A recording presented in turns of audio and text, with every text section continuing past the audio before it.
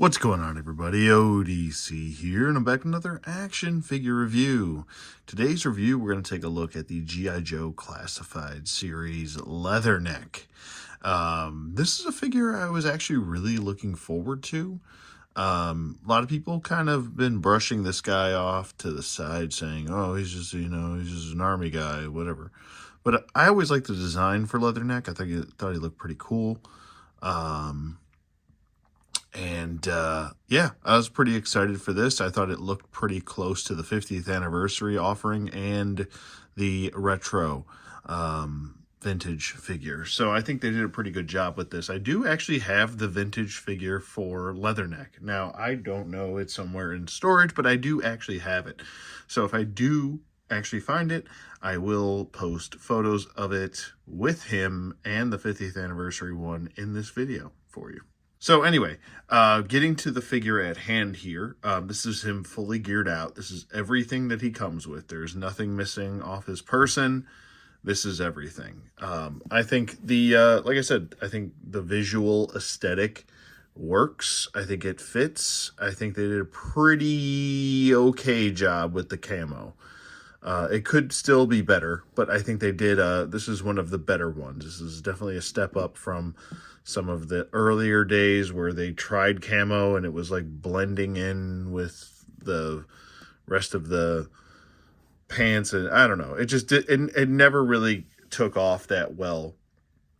But I think the paint camo is passable. Still, could work on it. He comes with a sidearm, which we'll get to. He comes with a rifle, sunglasses, a removable hat. He comes with this removable bracelet.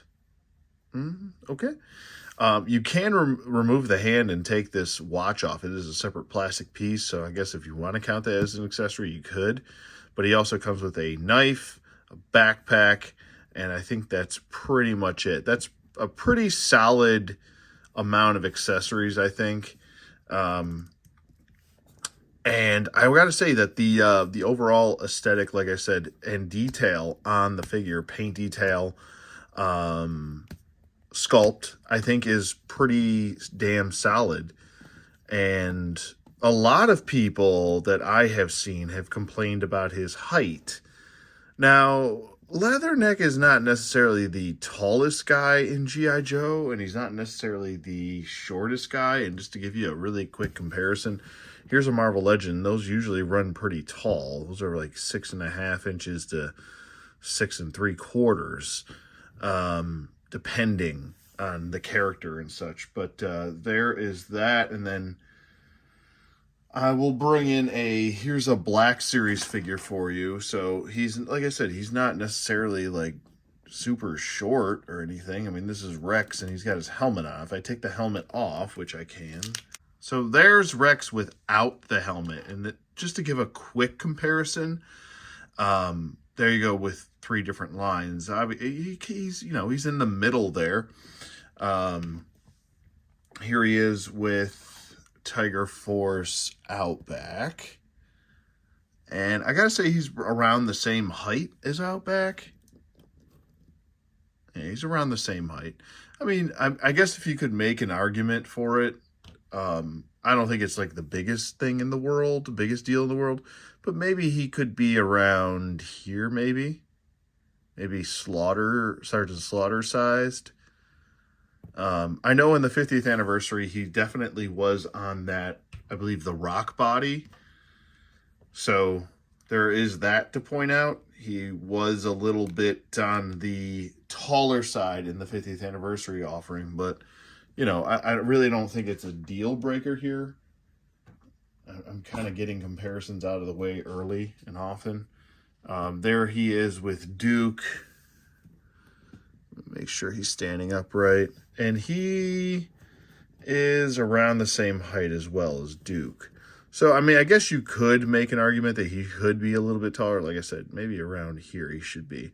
But anyway, I digress. Here is the figure. I had to stretch out his hand a little bit just to get him to kind of hold his weapon here.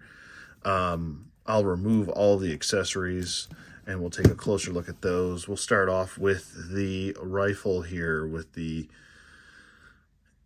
what looks to be like an AR of some sort with a M203 grenade launcher. And they do have ports for blast effects on both this port and that port for the grenade launcher and the barrel. So that's pretty nice. Comes with a little sculpted pouch on the stock. There's the other side. And in typical fashion, does have a removable mag. I've never really been a big fan of removable mags. I'm just going to be honest with you. I think they're more of a hindrance than anything. But he does come with his removable, I guess, bracelet. And then there is the watch, which is actually colored green. And if I can zoom in, my audio is going to get real weird now because I'm zooming in. If I can zoom in, you can actually see the time on there, which is pretty cool. And I think that says 1900 hours. So there you go with that. And let's get out of the weird audio situation. There we go. Back off a little bit. And then we can remove the hat, which the hat does actually look pretty nice. Got the nice Marine logo on there. Maybe it's accurate. Maybe it's not. I don't know. I'm not a Marine. So maybe a Marine can let me know in the comments below. Next up, we've got his shooting glasses or shooter glasses or point man glasses, whatever you want to call them. But that's a nice touch. I think that's a nice little modern uptake with him. I think the head sculpt looks very well done. Really, really, really nice. Supposed to be the head sculpt of Ron Rudat. So I think it looks pretty good. I've met Ron Rudat before. He's actually sketched a couple characters for me. So he's a really nice guy. And then we've got the Kniff. Looks pretty good. Nice serrated edge on the other side. Very nice sculpt. And then we've got the sidearm, which looks like it's a little bit more modern, which is nice. There is the sidearm here. And it does come with a red dot sight and a porthole for blast effects. And it also does have an extended magazine. This almost looks a little bit Sig Sauer, you know? So there's that as well. And then we've got also the removable backpack, all new sculpt for the backpack. So very nicely done there. Pretty much just a brown plastic with a little bit of green paint. So there you go with that. There's the inside. And as far as his articulation does go, his head can swivel side to side. If you really want to force it, you can do a full 360, but he's a human character. I'm not really sure why you would want to do that. I still don't to this day, side note, I still to this day don't know why that is an important thing for reviewers to do, is make the head go a full 360 and then force it to do that. I don't know. His head does look down a little bit, not too much. His head actually looks up better than it does look down, which is quite alarming. I'm just not gonna lie. His head can tilt a little bit side to side, and let's check the jive turkeys. He does have some turkeys, so that's about it. The arms go up about that far. T-pose for you. And they can go down. It does have butterfly joints. It's very hindered, though. So there's that to point out. He does have a swivel at the shoulder, a swivel at the bicep, a double jointed elbow, pinless, swivel, hinge joint, which is lateral, and then a vertical on the other side. So that's really nice as far as what I tend to like for articulated military type toys. He does have an ab crunch. It is in there. So he must be using an older body if they're using that ab crunch. But there you go with that. And it can tilt side to side. It can also swivel at the waist. He does have drop downs, and he can kick out like that and then pop that back up. He does have an upper thigh swivel, a double jointed knee. And he does have boot swivel, pointy toe, a little stiff on that one, pointy heely.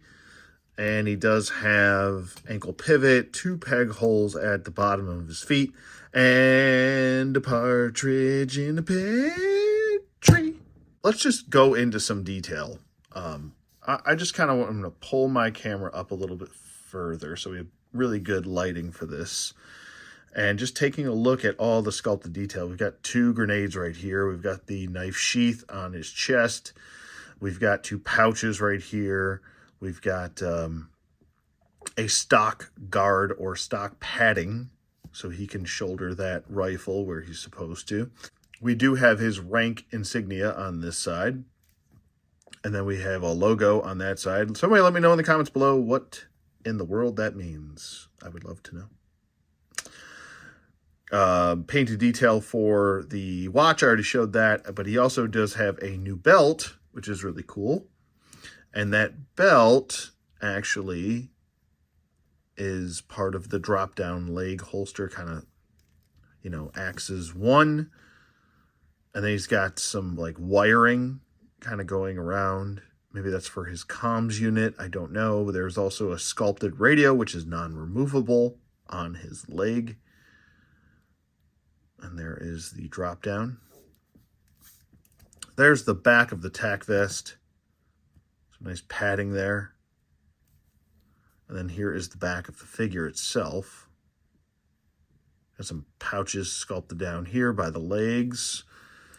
And overall, I think it looks really good. Also, another thing to note is that I think they did a really good job sculpting his rank insignia on his collar, both sides of the collar. I think that looks really good. I guess you could point out that he is a little bit sunken down in the head and the neck where they meet. He's a little bit shoulder shruggy. That's not really a word, but I made it up anyway. That was all for you guys. Shoulder shruggy. If you want to put the backpack on, you simply just got a peg hole there, and there's the peg. There you go with that. And then the glasses. You can put the glasses on if you want. There you go. That's what he looks like without the glasses.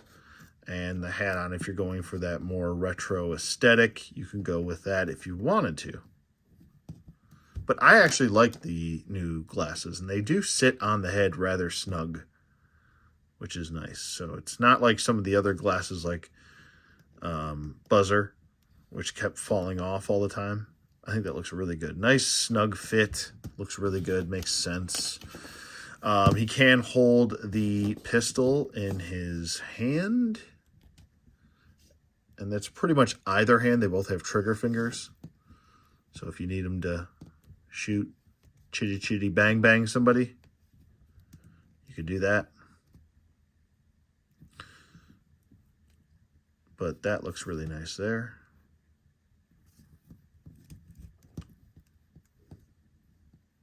There you go with that. So you can hold that. You already saw him holding the rifle, but we'll get him holding it again, I guess. This is probably how I'm going to have him displayed.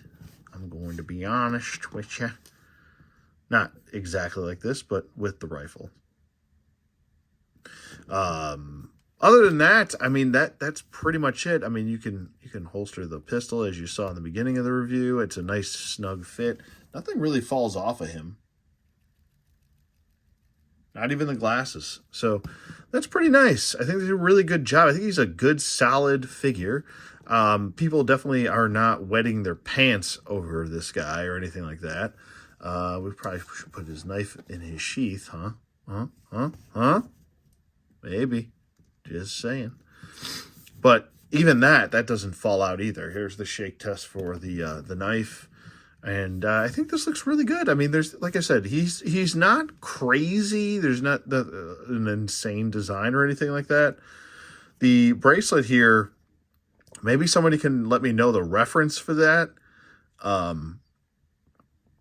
But I don't know. That's what the comment section's for. So you guys can help me out as much as I can help you out. But yeah, I mean, you can definitely pose him. You can get him into a wide stance here, you know, we'll get him shooting off the hip. Why not? As I kind of showed in the beginning of the video, him kind of just firing from the hip like Arnold in Predator. You know, you can go that route if you wanted to.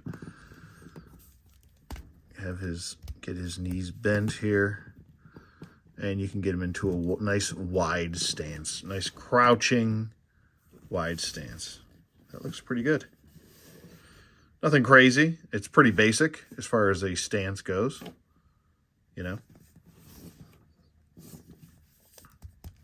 Or you could have him kind of, I guess, leaning to the side, or, you know, maybe he's squatting down a little bit more. Striking a pose. Trying to really. And then here he is. I don't know what thought I was going with there. But here he is kind of looking down the sight. And this is why I always say it's really, really, really good for figures, especially military figures, to have a vertical hinge joint on this side and a lateral on this side, because you can actually get him to bend that wrist a little bit, and it can kind of help sink the look in for him looking down the sights. Because sometimes when you have pressure, not the right amount of pressure or right kind of pressure on this side with another vertical hinge joint, it kind of wants to just push the back end out.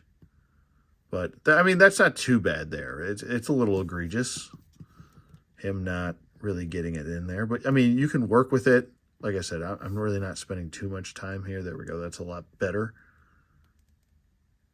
That's essentially him looking down the sight right there. So it's not too bad. I think it's okay. So there's that to point out. He can look down the sights and everything. He can hold his pistol. He can pretty much do everything you need him to do. And it's really, I mean, there's not really much else left to say about good old Leatherneck. But yeah, I think he looks really, really nice. It's good to have that natural looking military aesthetic there. So sometimes that is a nice thing when it's not overly done, but when it fits the mold of a guy named Leatherneck and he's a Marine, I mean, that's perfect. So I also like the sleeves kind of, they're actually like kind of rolled up, and you can see that in the arm there. But yeah, looks really good. And I'm just going to jump into it. We're not going to do all this craziness today with, you know, turntables and stuff. We're just going to jump right into it. We're going to simplify things, and we're just going to go with, I'm going to go ahead and recommend him. I think it's a 2 thumbs up. If there was something I could change, yes, I would make him a hair taller, but it's really not a deal breaker. I think this is a very good figure. I like the head sculpt. I think he articulates well. Range of motion's good enough. I wish, still hoping that Hasbro will fix the range of motion in that neck and the head. We've got to be able to have better range of motion in the neck and the head. It's got to be better. Also, I would like to see some straps for backpacks now, and not just the old school G.I. Joe, peg it into his back and it looks like a floating backpack. You know, you can kind of get away with it a little bit with the guys with the tack vest. And maybe I understand some pushback on it, because if you do have shoulder straps on specific characters and the vest is getting in the way, it'll kind of make it look a little bit more unnatural as opposed to looking natural. So there is I guess a pro and a con to doing stuff like that. Personally, I would just prefer they do it. If the Black Series can do it, and they've actually even done it with some of the paratroopers, then you could definitely do it with all of these characters. There's no reason why you can't add a little bit more plastic to it. some of the G.I. Joe characters don't come with too much. It probably could have used some sort of extra visual aesthetic here. Other than that, I like the accessories. I think everything fits the theme of the character as well.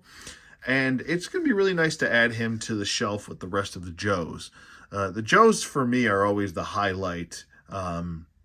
Cobra is cool, and there are cool characters in Cobra, but that's never been my top priority. The top priority is the Joes, because I feel like there's so much variety with the Joes, where a lot of Cobra characters, there's some variety, but then it's mostly like troopers, and basically they have the numbers where the Joes are the few, but the elite. So that's been always kind of the point of G.I. Joe. So 2 thumbs up here. I would definitely recommend this.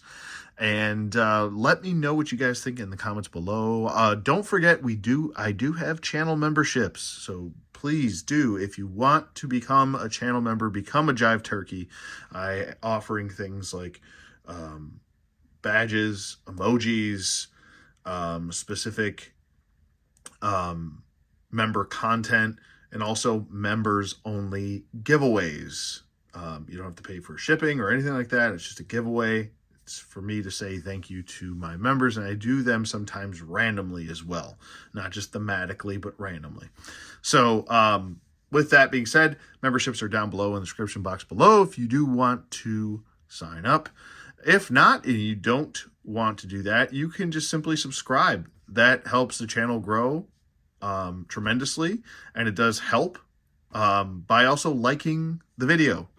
Just gotta just hit the like button if you like the content and you want more. That helps the algorithm. Lets the algorithm know what to do. But other than that, this has pretty much been Leatherneck here. I hope you guys enjoyed the video as much as I did shooting it. I also would like to thank my members, Terry Turner and Woodman29, for their continued support as members. And that's it for me. Hope you guys enjoyed the video, and I'll see you guys on the flip side.